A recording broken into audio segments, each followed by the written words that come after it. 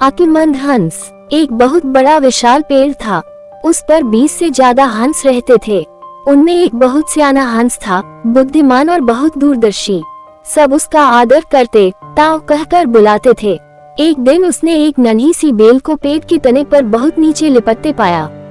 ताव ने दूसरे हंसों को बुलाकर कहा, देखो, इस बेल को नष्ट कर दो। एक दिन ये बेल हम सबको मौत के मुंह में ले जाएगी।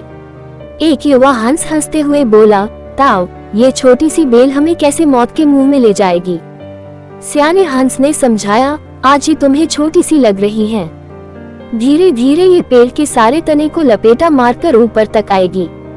फिर बेल का तना मोटा होने लगेगा और पेड़ से चिपक जाएगा।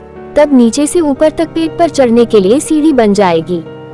कोई भी शिकारी सीढ़ी के सहारे चढ़कर हम तक पहुंच जाएगा और हम मारे जाएंगे।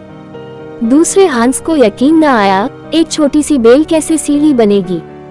तीसरा हंस बोला, ताव, तू तो एक छोटी सी बेल को खींचकर ज्यादा ही लंबा कर रहा है। एक हंस बदबदाया, ये ताव अपनी अक्ल का रौब डालने के लिए अनशंत कहानी बना रहा है। इस प्रकार किसी दूसरे हंस ने ताव की बात को गंभीरता से नहीं लिया। इतनी दूर तक देख पाने की उनमें अक्ल कहाँ थी। समय बीतता रहा। बेल लिपटते लिपटते ऊपर शाखों तक पहुंच गई।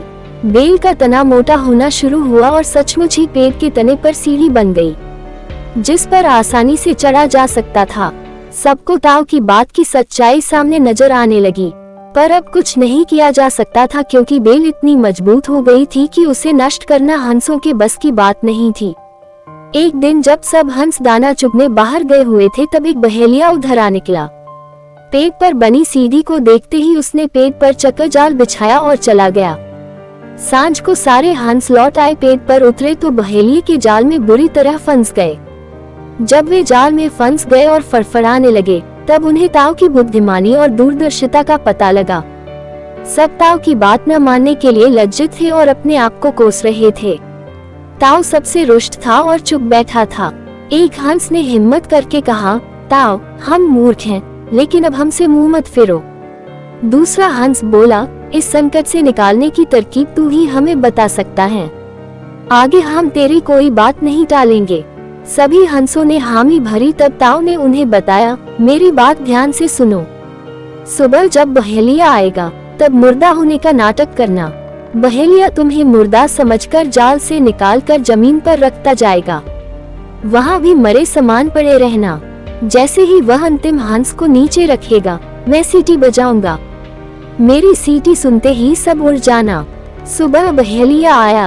हंसों ने वैसा ही किया जैसा ताव ने समझाया था। सचमुच बहेलिया हंसों को मुर्दा समझकर जमीन पर पटकता गया। सीटी की आवाज के साथ ही सारे हंस उठ गए। बहेलिया अवाक होकर देखता रह गया। सीखा, बुद्धिमानों की सलाह गंभीरता से लेनी चाहिए। हेलो दोस्तों, आपको ये वीडियो कैसा लगा और आपने इस कहानी से क्या सीखा, कमेंट बॉक्स में जरूर बताइएगा। ऐसे और भी मजेदार एंड मॉरल बेस्ड कहानियां सुनने के लिए हमारे चैनल को जरूर सब्सक्राइब कीजिए। और अगर ये वीडियो आपको पसंद आया है तो लाइक जरूर कीजिए एंड फ्रेंड्स के साथ भी शेयर कीजिएगा। Thank you.